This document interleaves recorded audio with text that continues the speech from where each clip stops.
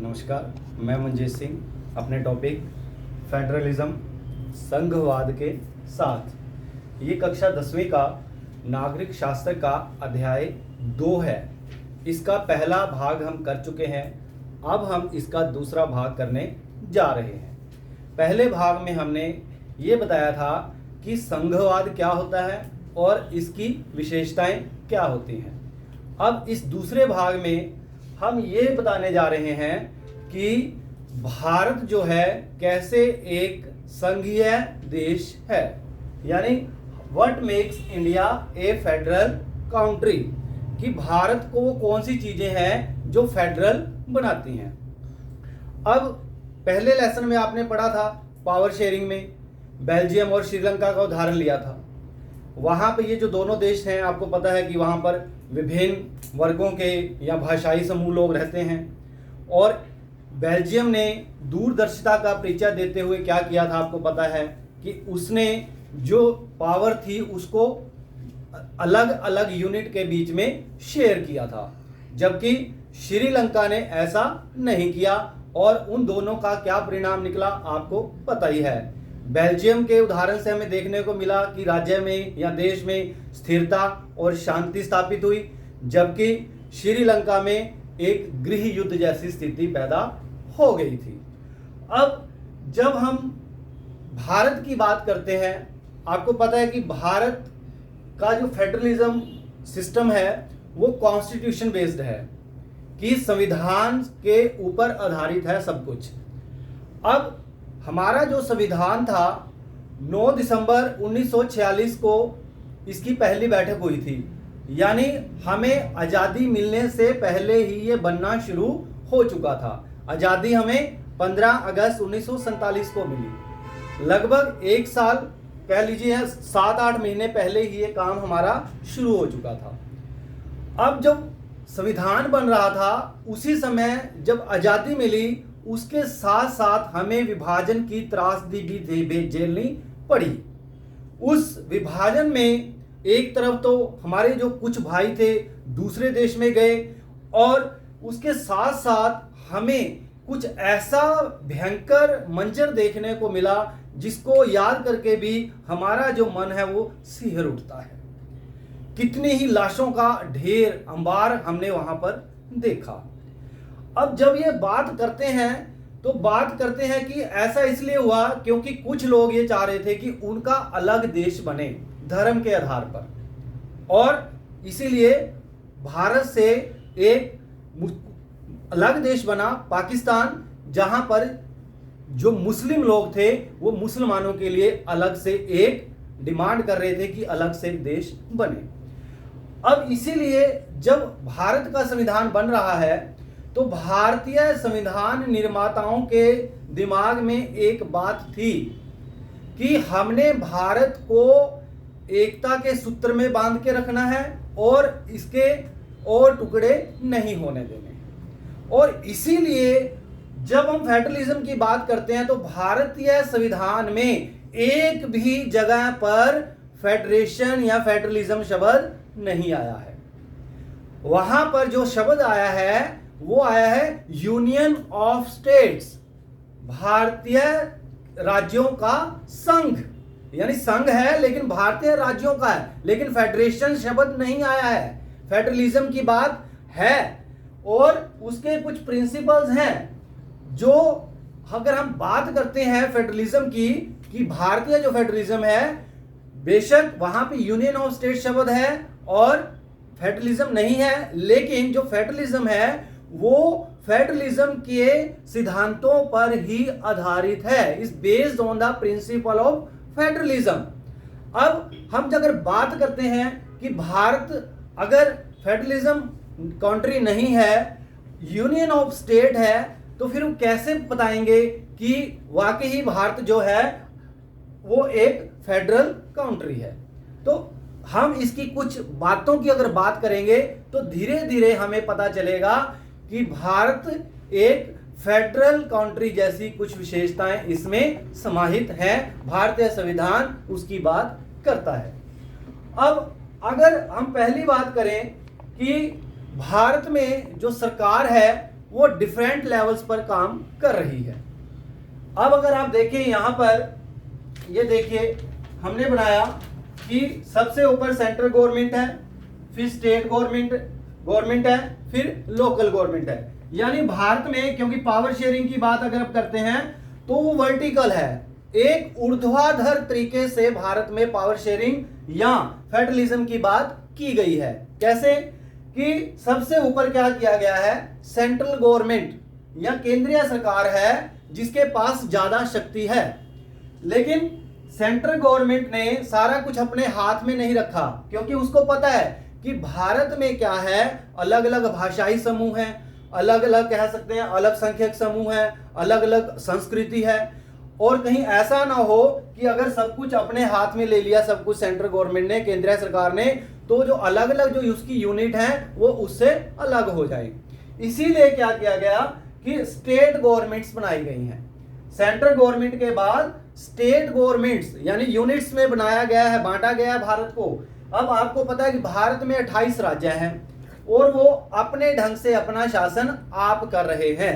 पंजाब की सरकार अपने ढंग से अपना शासन कर रही है, हरियाणा की सरकार अपने ढंग से काम कर रही है, वेस्ट बंगाल की सरकार अपने ढंग से काम कर रही है, तमिलनाडु की सरकार अपने ढंग से अपना काम कर रही है। तो इस प्रकार कह रहे हैं कि भारत में केंद्रीय सरकार के साथ साथ राज्य सरकार भी है। यानी एक ऐसी व्यवस्था है जिसमें राज्य सरकार अपने स्तर पर काम कर रही है और केंद्रीय सरकार अपने स्तर पर काम कर रही है।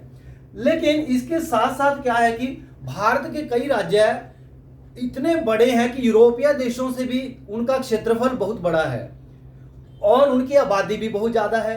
तो क्या किया गया, स्टेट को भी आगे कई डिविजन्स में या यूनिट में बांटा गया है और वहां पर क्या हो रहा है, उन जो यूनिट को बांटा गया है वहां पर जो यूनिट है वो अपना लोकल कहते हैं लोकल एडमिनिस्ट्रेशन कर रहे हैं, अपना स्थानीय शासन चला रहे हैं। और इसीलिए भारत में जो तीसरा सिस्टम है वो है लोकल गवर्नमेंट, यानी सेंट्रल गवर्नमेंट, स्टेट गवर्नमेंट और लोकल गवर्नमेंट, केंद्रीय सरकार, राज्य सरकार और स्थानीय सरकार। तो भारत में इस प्रकार इकाइयों में बांटा गया है।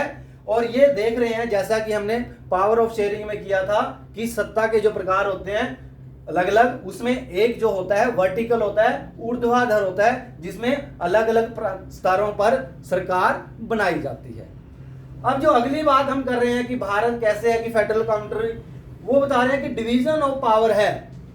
अगर हम बात करें कि कई बार क्या होता है जब हम राज्य सरकार की या केंद्रीय सरकार की बात करते हैं, केंद्रीय सरकार कहेगी तो इस पे तो मैं कानून बनाना चाहता हूं, राज्य सरकार कहेगी नहीं तो मेरा विषय है, तो इसलिए दोनों के बीच में विवाद पैदा हो सकता था।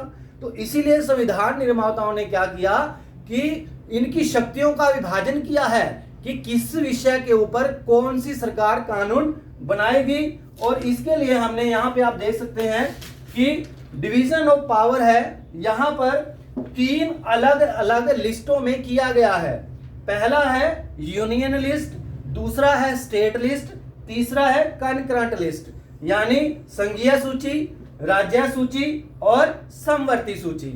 अब यूनियन लिस्ट में जितने भी विषय हैं, 97 विषय हैं इसमें, इस पर जो कानून बनाएगा वो सिर्फ देश की केंद्रीय सरकार ही बनाएगी, क्योंकि इसमें वो विषय शामिल किए गए हैं जो नेशनल इंपॉर्टेंस के हैं, राष्ट्रीय महत्व के हैं, जैसे डिफेंस, रक्षा। अब अगर डिफेंस वाला जो मुद्दा था सब स्टेट को दे दिया जाता तो बड़ा मुश्किल हो सकता था।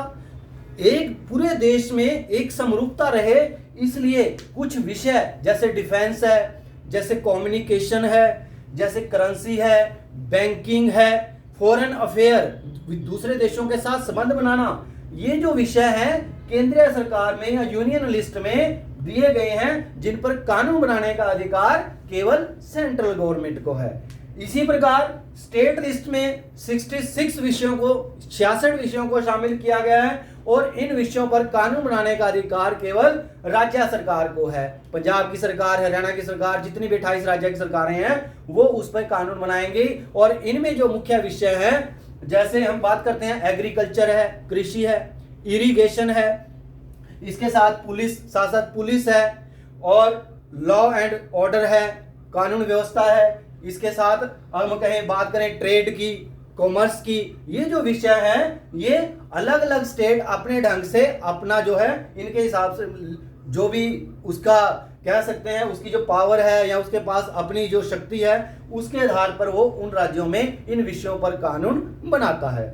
इसके अतिरिक्त एक तीसरी लिस्ट दी गई है कनकरेंट लिस्ट, समवर्ती सूची, कि कुछ ऐसे विषय हैं जिन पर कानून बनाने का अधिकार दोनों ही सरकारों को है, सेंट्रल गवर्नमेंट को भी और स्टेट गवर्नमेंट को भी।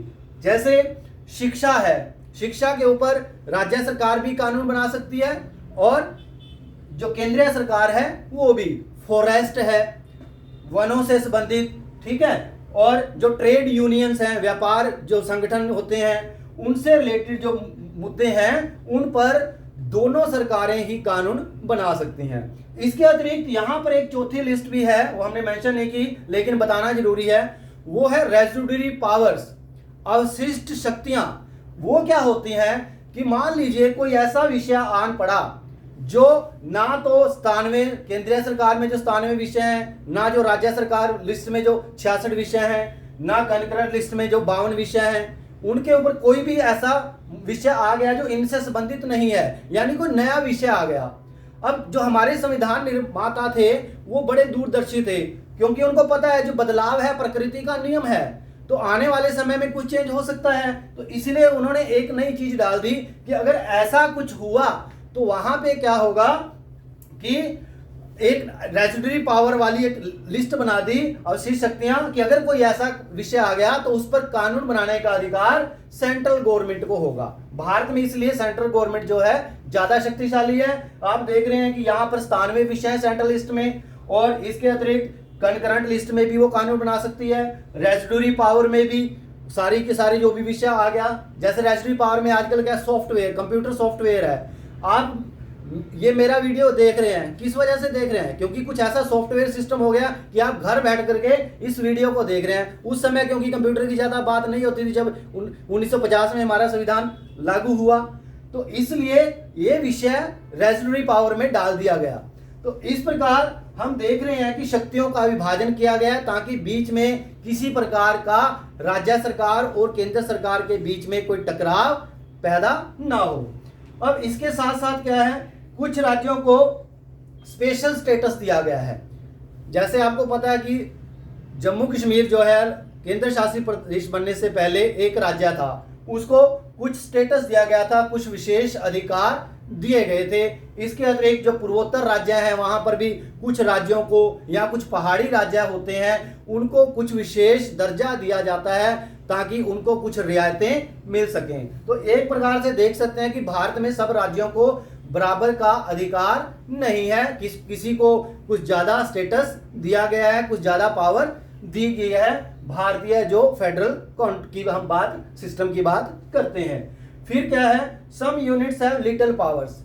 भारत में कुछ ऐसी यूनिट्स हैं, ऐसी इकाइयां हैं कि उनके पास ना के बराबर शक्ति है, वो सारी की सारी शक्ति केंद्र सरकार कहते हैं वो अपना यूज उसमें करती है। उदाहरण के लिए भारत में 8 केंद्र शासित प्रदेश हैं, यूनियन टेरिटरीज हैं। पहले 7 थे, आपको पता है जम्मू कश्मीर को राज्य हटा करके वहां पे 2 बना दी गई, इसलिए वहां पर 9 केंद्र शासित प्रदेश हो गए थे। लेकिन बाद में दमन दीव और जो कह सकते हैं साथ में उसके और लगता है, उन दोनों के हिसाब से दमन दीव था और कह रहे हैं दादरा नगर हवेली, इन दोनों को मिलाकर के एक बना दिया गया है। और इस प्रकार अब भारत में 8 केंद्र शासित प्रदेश रह गए हैं। अब ये क्या है कि इनके पास वो अपने ढंग से कोई वहां पे कह रहे हैं शासन प्रणाली नहीं होती, जैसा भी वहां से रूल आता है ऊपर केंद्र सरकार से वो उनको फॉलो करना पड़ता है, उनके जो अधिकारी हैं वहां बैठ करके काम